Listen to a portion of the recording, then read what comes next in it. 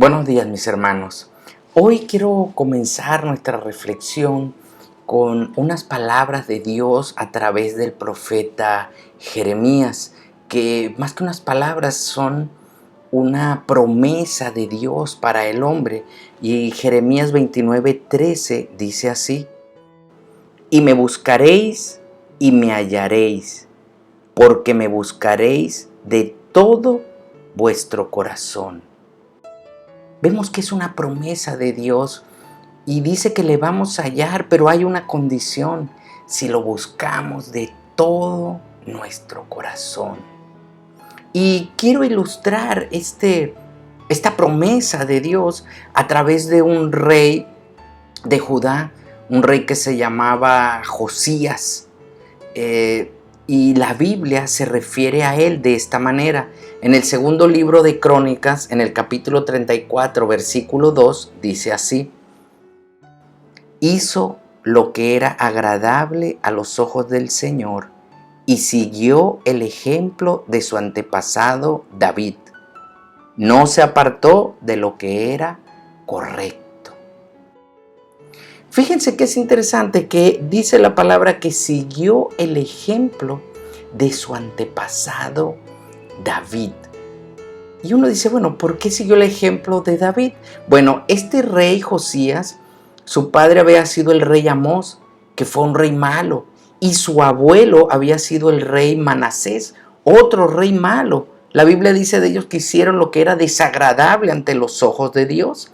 Entonces podemos decir que Josías no tenía un ejemplo en su familia a quien seguir. Habían pasado 57 años, 55 años reinó su abuelo, 2 años reinó su padre. Eran 57 años apartados de Dios, haciendo lo que era desagradable a los ojos de Dios. Y cuando el rey Josías asumió el reinado tenía apenas 8 años. Pero fíjense qué interesante lo que dice. Aparte de que él decide seguir los pasos de su antepasado David, dice el versículo: no se apartó de lo que era correcto. Es interesante por lo que les acabo de decir, que en ese tiempo la palabra de Dios estaba ausente, pero él decidió hacer lo que era correcto. Miren, hermanos, todos nosotros, independientemente de cualquier convicción, creencia que tengamos, sabemos distinguir entre el bien y el mal. Sabemos lo que es correcto, lo que es incorrecto. La Biblia dice que Dios escribió la ley en nuestros corazones. Todos sabemos distinguir entre el bien y el mal. Tenemos una ley interna que nos insta a hacer el bien y evitar el mal. Cosa diferente es que nosotros decidamos escuchar esa voz, esa ley interna, o ignorarla. Ahí es donde está la diferencia.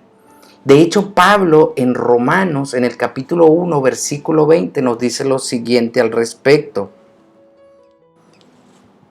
Pues desde la creación del mundo, todos han visto los cielos y la tierra, por medio de todo lo que Dios hizo.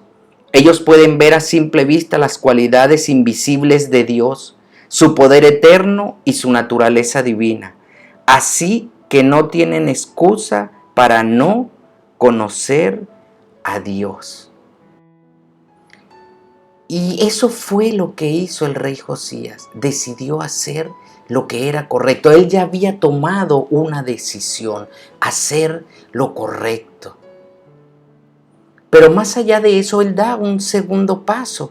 Aparte que lo primero que hace es seguir el ejemplo de su antepasado David, decide hacer lo que es correcto, y en el versículo 3, segunda de Crónicas 34, versículo 3, dice lo siguiente: A los 8 años de su reinado, siendo aún muchacho, comenzó a buscar al Dios de David su padre, y a los 12 años comenzó a limpiar a Judá y a Jerusalén de los lugares altos, imágenes de acera, esculturas e imágenes fundidas.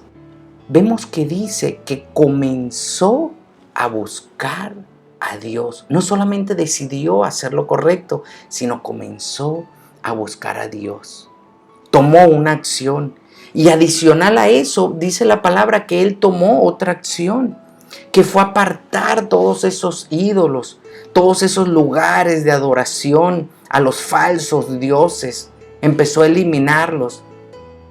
Hoy en día pudiéramos pensar que los ídolos únicamente son esculturas, imágenes, estatuas.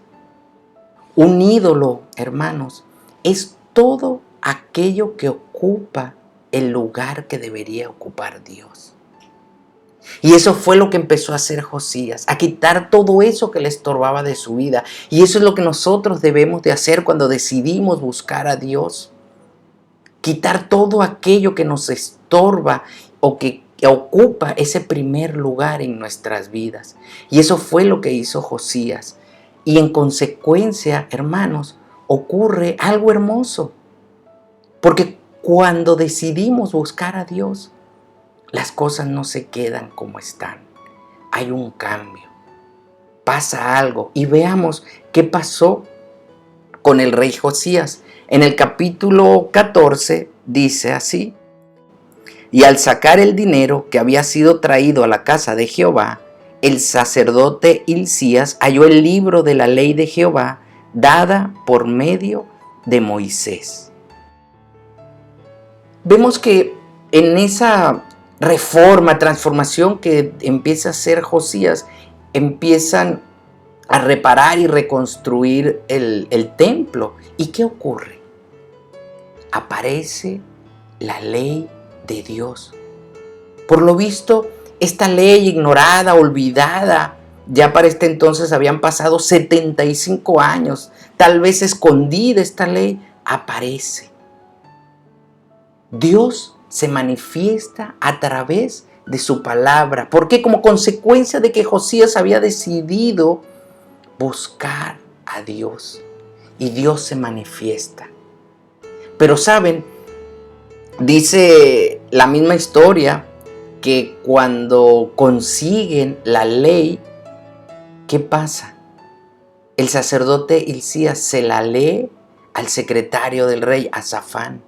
Safán a su vez se presenta con el rey y se la lee al rey. Y el rey a su vez se la lee a todo el pueblo, desde el más grande hasta el más pequeño, dice la Biblia. Entonces, hermanos, no bastó únicamente con que Dios se manifestara a través de su palabra, sino que fue leída. Muchas veces no basta con que tengamos una Biblia en casa o que sepamos, sí, yo tengo una Biblia. Lo importante es que la leamos. Pero la historia va más allá todavía. Ahora vemos el efecto que hay después de que el rey lee la ley. Ocurre algo hermoso.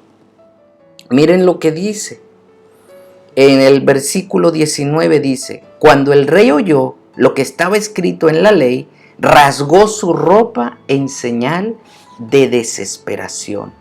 Sabemos que rasgar la ropa en esa época significaba, era una muestra de dolor, de angustia, pero vemos que no era una muestra meramente externa.